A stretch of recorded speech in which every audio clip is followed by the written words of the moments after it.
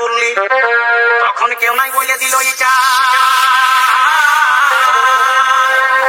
কি করিতে কি হইল। দাদা মস্ত বড় ফের হইল, আজ পর্যন্ত কোথাও হই নাই যেটা। দশের মধ্যে 10 করলি, এ দাদা 10-এর মধ্যে 10 করলি, বহুটা নাই দেখেছিলি, কে জানে ভাই কার কি আছে পেটে। ভাই বহুকে যখন আনলি ঘরে,